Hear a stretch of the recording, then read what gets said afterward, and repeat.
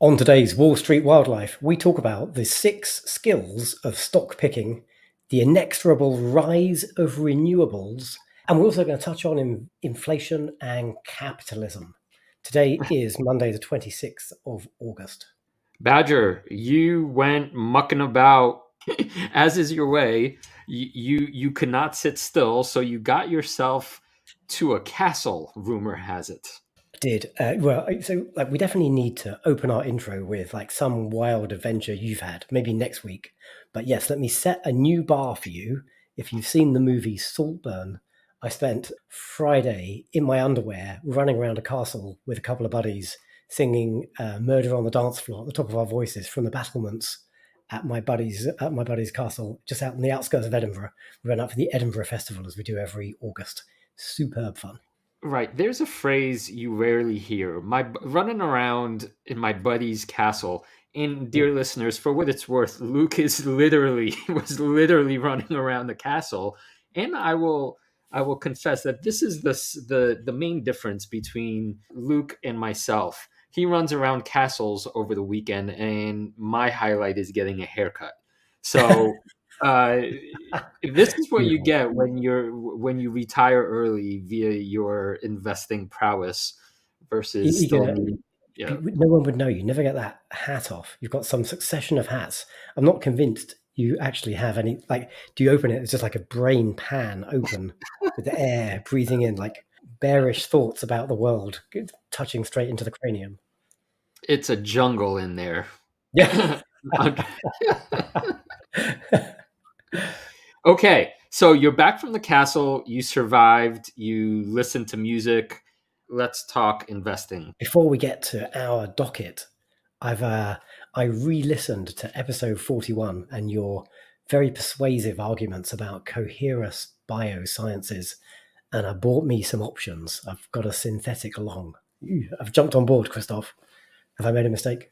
Oh man, I don't know how to feel about that. I feel mostly good. You know what I'm generally curious is that do you have a specific part of that long pitch that I gave that made you enthusiastic enough? It just seems like they might, like super high risk. I do still continue to hold the view they're more likely to fail than succeed. But I think I buy your arguments about the sort of deep value. You didn't use those words in the chat last week, but you called out like a couple of elements of the thesis where essentially they're priced right now for absolute disaster. And there's just a ton of upside. So even if I didn't really do my, as we say in the UK, back of a fag packet, basically, my little scribbling estimate of value. But it seemed clear to me that there's at least a 5x return in this company over a reasonable time frame, given moderate, reasonable assumptions about growth. And so then if that's true, I only need them to succeed, well, a little bit more than 1 out of 5 times. And that doesn't seem out of the question. So screw it. Anyway, I only bought like a teaser bet, like 50 contracts of.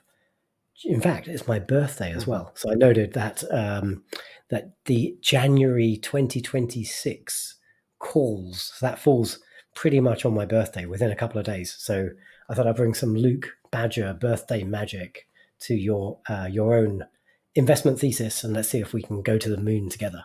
Right, excellent. I hope those are printing big bucks by the time you gain some extra gray hairs. We won't make this into a Coherus segment, but there's one tiny little thing I got to nitpick with you about, and this is very common in the biotech sector.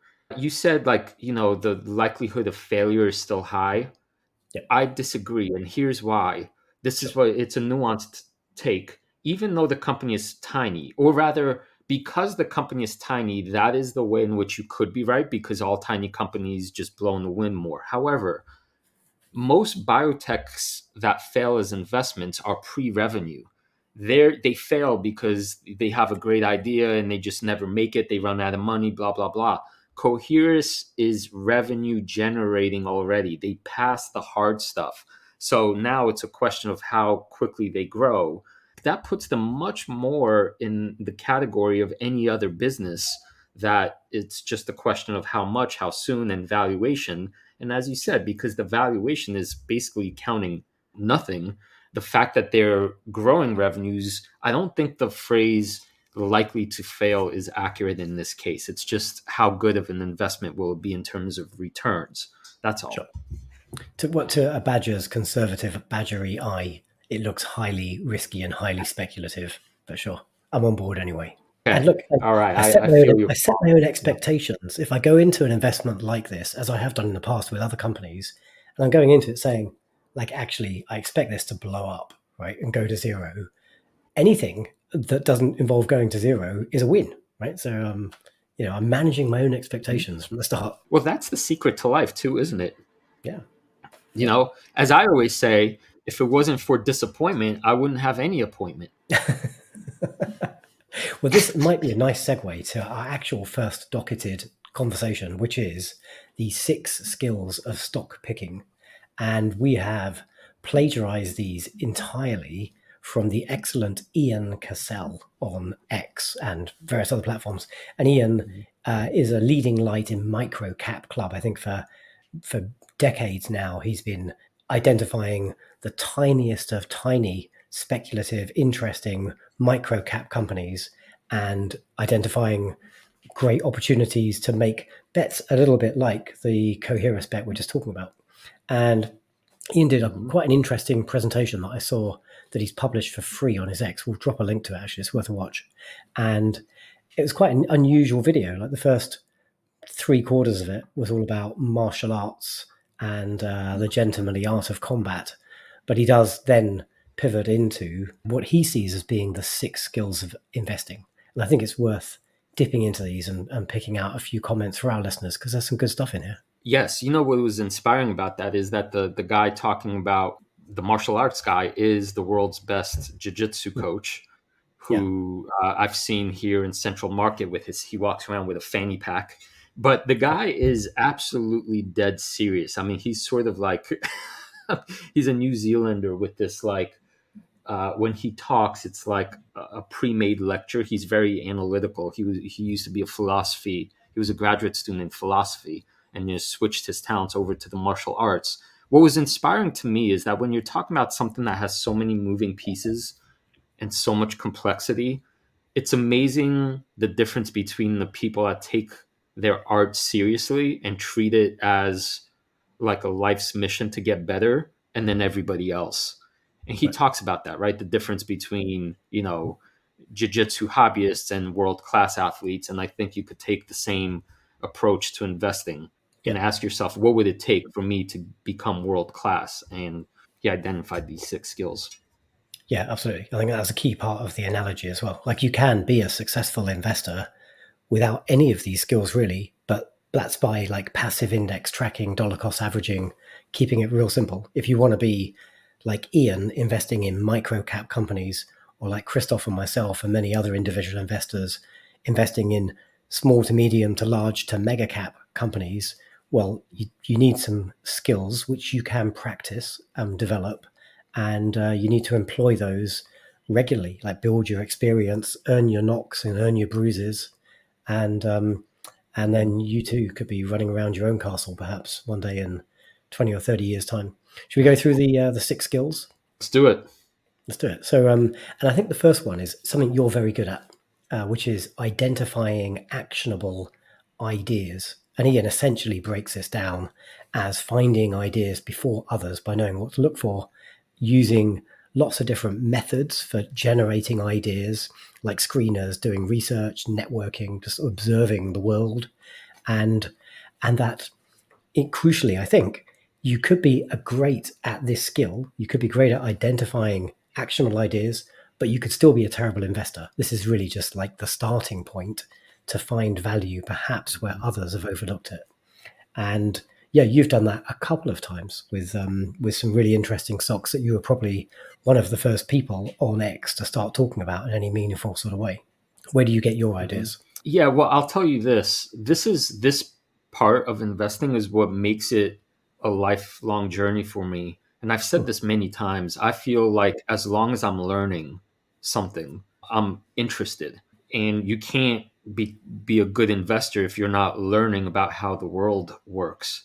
And so, I try to spend most of my days reading. and figuring out how things go.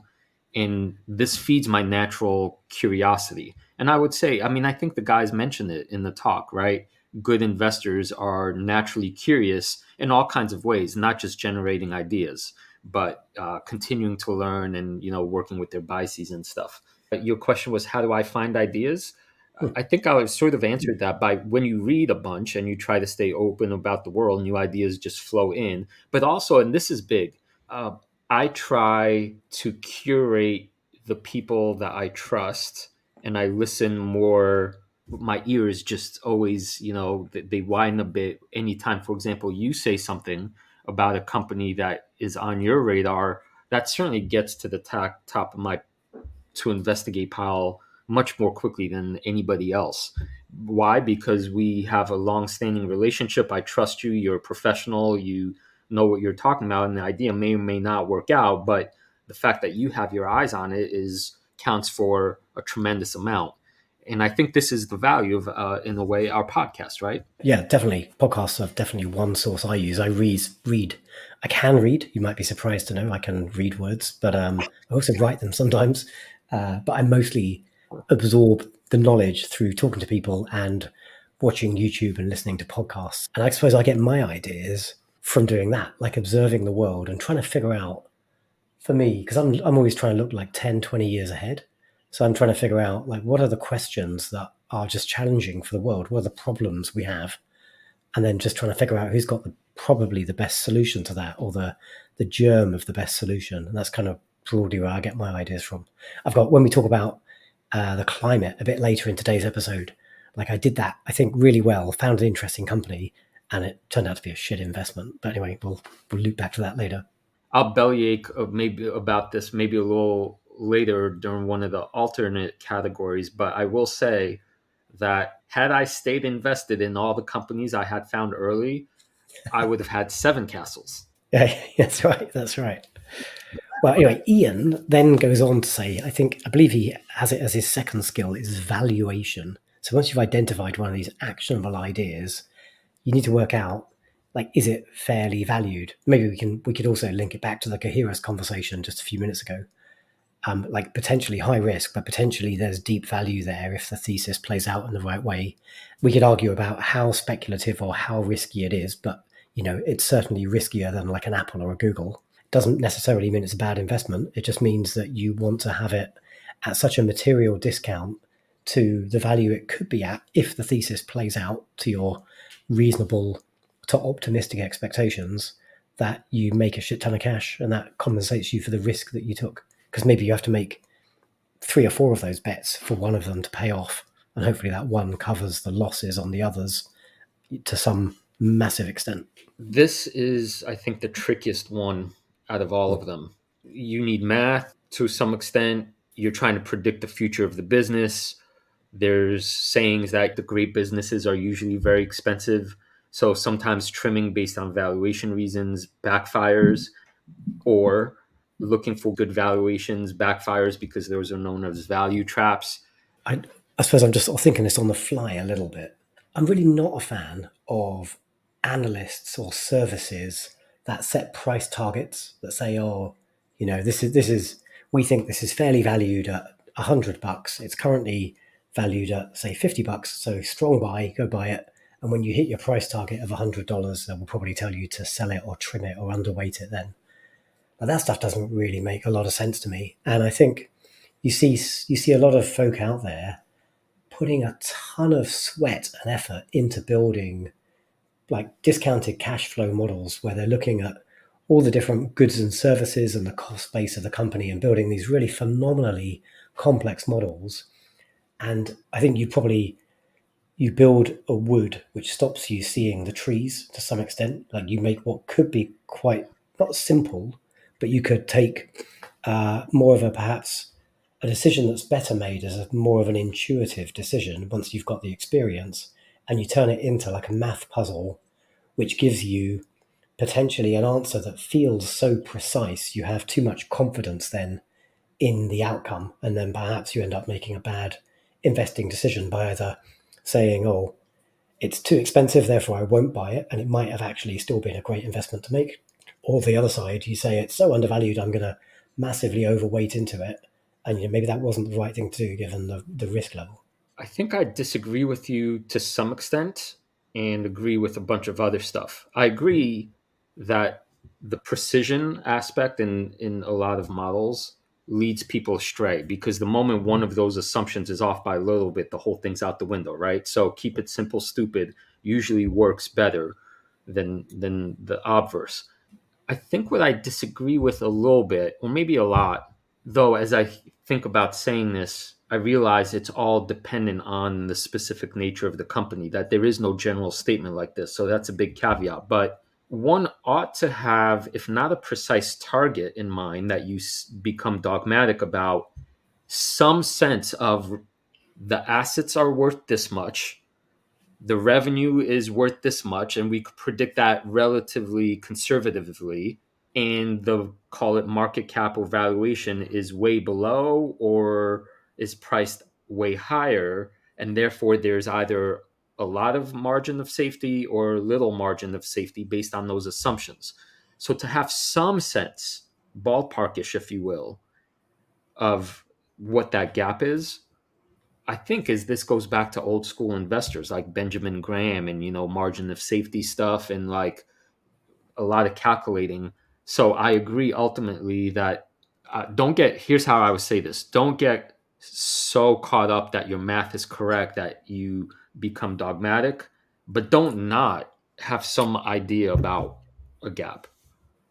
Yeah, that's a good refinement. I think we're broadly saying the same thing, but I prefer the way you said it. If you don't have the decades and the war stories and the cuts and bruises, you probably do need more of a strict framework to build an investment thesis around. So you're right, and it's helpful for anybody. It's helpful for anybody to have, as you said, at least a sense of what the fair value of something is. And you know what? Recent example of this should be so obvious. In hindsight, everything is obvious. But I was a major shareholder of Cloudflare, Hmm. which ticker symbol NET. I loved everything about the company. I did all the research. And then, if you remember, during the post COVID, everything's going online mania, there's some point at which Cloudflare became valued at multiples that were absolutely astronomical. In hindsight, it's so obvious that it doesn't matter if this business was actually printing gold bars. It was not the it was the value, the how expensive it was could not be justified no matter what, and ought to have been sold. But of course, in reality, you get caught up in like things going up all the time, every day, right? It's a painful lesson, but I wouldn't need to have done exact math or gotten an exact price target right to have known in general it was way too expensive, no matter what. Yeah, here's a quick extract that I posted from my own Cloudflare holding. I think I tweeted this when I did my 50-day review on X a couple of months ago. I love you called out Cloudflare because I felt like a super smart guy with this one. Because as you can see on this pretty picture, like the green blobs are buys and the red blobs are sells. Like I've kind of traded this one a little bit, and you're exactly right. I think it was like November 2021. I was in love with the company. I was actually using their services. I had Cloudflare deployed on one of my websites. I thought it was great, but it was just wildly expensive. It was like over 100 times sales. It was like something crazy. And I did a fairly material trim of like more than half of my holding just before it took a massive nosedive. So, yeah, like no matter how much you believe in a thesis, as you say, right, unless the company's literally got like maybe a warehouse of Aladdin's lamps and genies, like there's a limit to its ability to generate real earnings and shareholder value. Yeah, I would say even more explicitly that even if they have a bunch of Aladdin genies and gold bars, there's still a price that's too expensive. Yeah, yeah, So, yeah. so valuation as a skill never really goes away. You only get three wishes from the genie. Like, what would your wishes be? Any ideas? And you can't wish for like infinite wishes. It's Monday morning. I'm not very creative right now. I mean, for sure, I'd want a castle with a unicorn. Maybe like personal concerts by Bruce Springsteen and like Prince coming back from the dead. Like a band, like just yesterday, I saw last night, very excited. A band I love has just come back from the dead. Oasis are reforming. Well, evidently, it's not confirmed yet. They're going to reform and they're going to play like 10 gigs next year, is what the rumor mill is saying. So I'm rubbing that genie lamp as hard as I can. Yeah. Oh, Anyway, I've taken this on a big sidebar, but okay. like Noel and Liam, please get back together. Let's come back to Ian Cassell's dot picking skills. The third one I think is really interesting. And I think this is one, with greatest respect, is a skill that you're still rather a novice at and you need some practice of. And this skill is Mhm. buying or sizing your conviction. Basically, making sure that your exposure to a thesis, to a stock, like how much have you got in your portfolio, broadly aligns with like your conviction levels, the risk, the other stuff in your portfolio. You want to manage some diversification, things like that. You do want to have enough exposure that you do get the benefit when your thesis plays out, but also you don't want to be so overexposed to something that's so high risk or have like much of your portfolio perhaps dependent on a single risk that could take them out, that like a bad decision or just bad luck on behalf of the company could like impact your lifestyle. Absolutely. I agree with everything you said. This is risk management stuff, which, by the way, I'm planning on doing some very deep dives about because this is one of the most interesting phenomena, both in terms of psychology and emotional control. It's so interesting when you said this is what I'm still a novice about. It's how I want to phrase it this way.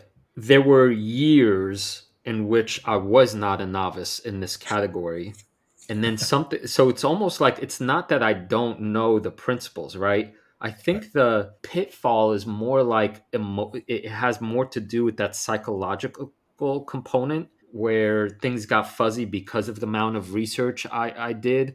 It's definitely something to watch, and it changes all the time. Like something could be high risk in your portfolio, and over time it could become low risk, so you can get develop more exposure to it, or maybe the company missteps and it becomes higher risk in some way, like something's gone wrong, they lose a key customer or supply chain failure or something. So you've got to monitor this stuff ongoing, and yeah, but it's like the maintenance and the housekeeping of your investment portfolio and of your investments. It's why you got to do your due diligence and you've got to listen to the quarterly earnings calls and just keep tab on what's happening in the world. Right, and it's important to know everything is relative. Mm, Like you were saying, regarding who you are as an investor, your age, where you are, your income levels, but also everything relative to everything else you have in your portfolio. And maybe a little preview of a future conversation we'll have on this podcast relative to macroeconomic conditions. Because an investment in one time period that is, say, not risky would be much riskier in another set of circumstances, and that obviously, like the weather, always changes. yeah. So this is right, to use a poker analogy. It's, Mm, you have to be a successful poker player, you have to adapt your strategy based on who's sitting to the left of you, to the right of you, the level of the game you're playing. It's not like, one hand equals this amount bet each and every time. That's what gets you figured out. yeah. Like the guy who's deeply stuck, like in the red, suddenly gets a phone call from his girlfriend for like the third time to say, you got to come home. You know that guy's going to do something wild any minute. Be poised and ready to exploit that situation. Yeah. Hey, I've realized I've taken us almost into the fourth skill because in my rambling, I started talking about Ian's fourth skill, which was like maintenance, due diligence, continuously monitoring your high conviction holdings. So, yeah, I guess we kind of covered that one. I'll add this, Badger. Remember, these guys are talking about smaller companies, micro cap companies. In one sense, yes, due diligence all the time, but you can't say there's something like too much. Like Apple, I mean, in hindsight, right? Apple at this stage, and I mean, yes, keep up with the company, understand it, follow the news, sure. But that's a whole different kind of due diligence that's needed than an evolving story like, say, EOS. The moment I fall asleep on EOS, I might be shit out of luck because, all of a sudden the major broke and the company's, on life support. Apple ain't going to be on no life support Probably. So just quantify the amount you need to do based on company life cycle. Yeah, that's fair. That's fair. You can definitely get away with like a mega cap, not checking in with every earnings, but you should do. Like I've sort of proceduralized it myself now, and it's a bit of a social media thing, but also it's part of my process now. Like I do an annual review for myself sometime. Maybe I'll try and do it in Q1 every year, and I just go through every holding and make sure I've got the right exposure and I've got it for the right reasons, and I'm comfortable with the company and its mission and kind of where it is in the world and what it's doing. And I think that's an essential, irrespective of how mega your mega cap is. The next skill is selling. And I want to share an anecdote about this one. I was asked in analyst interviews that I did way back in my 30s, like when ought you sell? And it's a tricky question because obviously there's no it's very complicated. The answer I gave was never. Yeah, And I think in hindsight that's in many ways a bad answer because there are so many variables that go into it, and like we even talked about, due to valuation reasons and broken theses and problems with management and so forth. However, this is the irony. Even though I think it's a bad answer, had I actually never sold the companies that I invested in, I would have had much more money than I do now. a bit more complex than that though, right? Because you didn't sell those stocks and just stick the money under the bed, right? You reinvested it in some way. So to really answer that question accurately, you got to say, like, I sold those things and they did great, but the things I used the money for and reinvested it in, like, did they do better? That's probably the right way to answer that question. Probably. Yeah. So I still go back to the fact that I had Apple early, I had Netflix early, I had Nvidia early, I had Tesla early. And like there's something about, like all these years of doing this that, the simplest answer could sometimes be for reasons that might be even illogical or like wrong are still correct in hindsight. So I don't know. The one point I would like to underscore is the micro cap club guys saying if the thesis breaks, sell because then it's like holding on to it's like marrying a stock versus dating it. But also if management somehow lies or becomes untrustworthy or some shenanigans happen, that's one of these principled things like don't even think twice, sell and move on. Yeah, I've done that once in my investing career. Unity, I forget the guy's name, the CEO, just, I had my misgivings about him when I bought the company, and it was a bad buy. Like he wasn't a great CEO. He'd made a mess of his previous role at EA, and yeah, he led the company in a bad direction. And so I sold for principled reasons related to his poor management style, his poor leadership decisions. I should have made that call much sooner. Well, actually, I should have made that call and not bought the damn stock in the first place. In hindsight, was that a good move or did the stock continue going up? I mean, did it go up? I think it went up, didn't it? Yeah, After you shit. sold? I don't want to look. Don't make me look.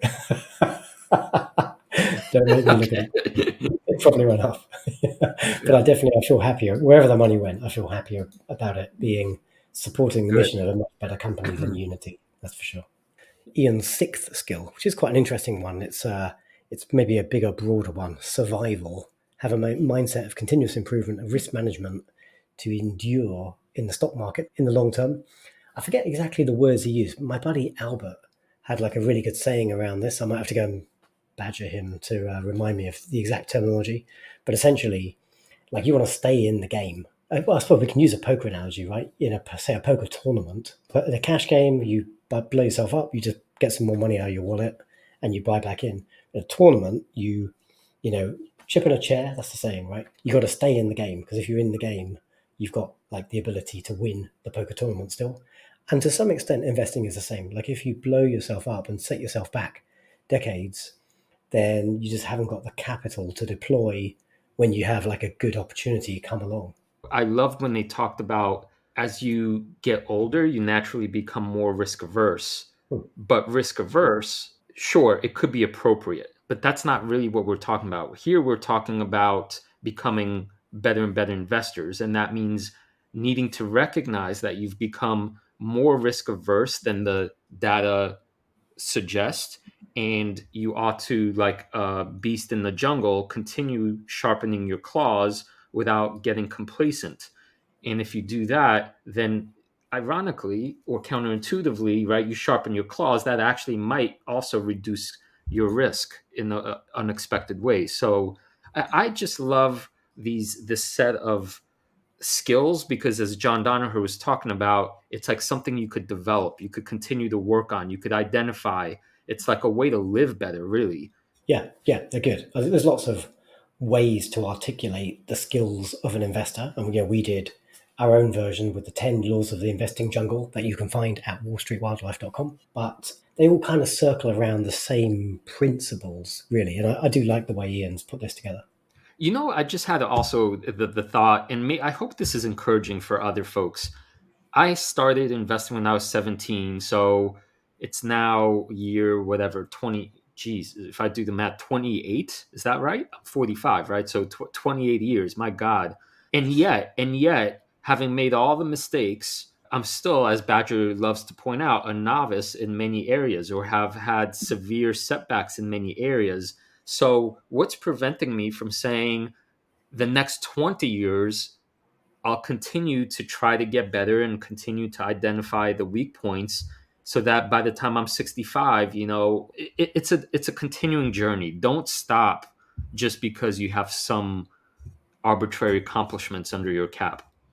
Very good. Well, let's move the conversation forwards, Krzysztof, and we've got a ton to talk about still on today's episode. But before we do, I just want to remind you to give us a like and subscribe if you're enjoying our content, but also drop us a comment. And we had a whole bunch of comments in the last couple of weeks on the YouTube and on the X's. I do want to call out Sarah Paredes. Thanks for telling us that you're planning to start investing in Mercado Libre. That's definitely one of my higher conviction stocks. Also, got a couple of Rocket Lab fans there too.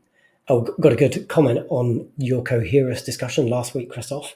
One of our commenters said if Amgen was smart, they'd buy Coherus, get an approved PD-1 and Udenica for the price of the bonds at $7 to $8 a share. Wishful thinking, mostly because there would be antitrust issues. But yeah, a bunch of folks seem to think that Coherus was a good find, including Jason Smith. So yeah, good stuff. And if you're enjoying our content, give us a comment, give us a tweet. You know what, Badger? You left out all the comments about how the majority of our listeners are Team Monkey, and how there's some selective comment filtering going on from our humble Badger. No, not deliberately. So, Krzysztof, you were going to tell us about a interesting comment you saw on inflation and capitalism. Yeah, so I'm from Jersey. That makes me a big Bruce Springsteen fan and a big Jon Stewart fan. I love Jon Stewart when he talks economics and economic policy data. He's really, really smart and really in tune. I don't know if you heard some of his commentary way back around the great financial crisis. Google Jon Stewart versus Jim Cramer around 2008. That was, mwah, oh, he tore him so many new ones, and he was so legitimately pissed at the shenanigans, going, oh my God, it's just some of the best stuff I've ever seen. Anyway, I respect Jon Stewart's commentary about these things. He was on his podcast responding to claims that Kamala Harris is turning into a communist because she's engaged in price controls. And his commentary was that the media, and this is what Jon Stewart does best, the media are great at spinning things that are not true and, inducing fear and clickbait stuff. Stewart's point was, look, when you have a crisis, including stuff with energy and high inflation, corporations will try to take advantage of the crisis. So everybody agrees that things like price gouging ought to be illegal. And so what Kamala Harris was saying was companies cannot price gouge. that is not a inflammatory position, and that does not make her a communist, as the media reported, right? And I think it's worth just taking a quick sidebar to explain like why some commentators were misconstruing her comments in that way. And I saw a New York Post headline describing Harris's plan as communism. The thing they're waving are like the Econ 101 textbooks, and they're basically saying this is price control, which is essentially where like government steps in and dictates to companies how much they can charge for goods and services.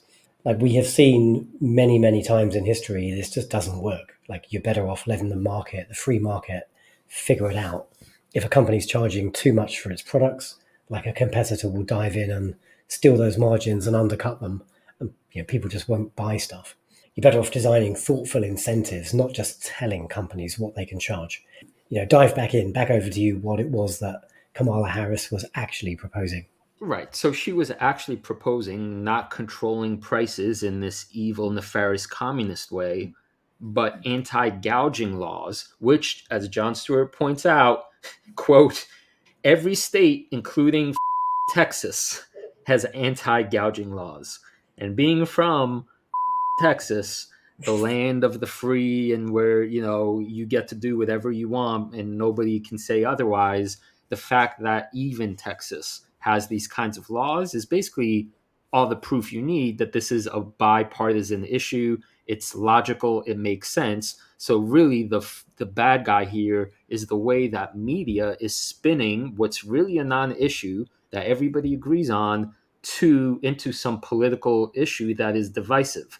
And I think for our listeners, the important point here is that for anybody that doesn't listen to a podcast like ours and attempts to learn more deeply, go move beyond the surfacey stuff and peel back the onion layers, you might actually get fooled into a wrong view because truly, and this is John Stewart's other main point, the media is paid to kind of synchronize and spew the same nonsense without any real understanding what they're doing. And if you're a normal person and you see the same quote on every single channel you turn to, you actually might reasonably believe that there's some kind of like price control nonsense going on. Be careful out there, folks. I don't know if that's the moral or just listen to us religiously. One of the two. Or like a bunch of other like smart people who actually think about the headlines and what their implications are, not just taking stuff at face value. I'm going to try and relate this back to investing, right? Because it's like you shouldn't listen to other analysts, you shouldn't listen to us and then go and buy Coherus. But we might have given you that idea. You should go and do your primary research, right? Read the source, go read the 10Q, the 10K, listen to the earnings call, and make your own decision. Like you shouldn't form your opinions just by reading like your highly right wing or highly left wing newspaper and not soaking up other sources of information, trying to get a balanced view. And if it's a really important topic, like trying to ferret out the original sources, whether they're academia or some international source, whoever it might be. And Badger, you maybe to close out the episode, there's all the like and subscribe stuff that we're asking our listeners of, but we're now growing nicely. And I think what comes with growing our subscriber base and our listenership is that the more comments you guys leave, the more it allows us to respond and to have dialogue and conversation. So it kind of takes a village to get good at this investing thing. So we highly encourage you all, as part of your due diligence, say, if a question arises, ask. Don't hold back. Go on YouTube, ask. Go on X, ask. Go on Spotify, leave a comment there. And while you're there, help the algorithms make us a little bit more findable. Well said. Totally agree. And we do. I think we took one listener question a couple of weeks ago and we turned it into a whole episode. So we are listening and it's making us be thoughtful about our own investments, right? It's a two-way value street. Because if you ask tough questions about the stocks that we're talking about, maybe you open our eyes to something we hadn't quite considered. Great. Another good episode, Krzysztof. I think we skipped over a couple of topics because we spent so long chatting about Ian Cassell's great insights. So we'll pick those up next week. Plus, there were like 20 things on the docket this week. So this is great. Our long form podcasts are great, but also we're now overflowing with things to talk about. If you do want to chat to us, suggest something, have a moan, you can find us on X, it's the best place. I'm at 7 Luke Hallard. And I am at 7 Flying Platypus. Are you ready to become a beast of an investor? Your journey starts here.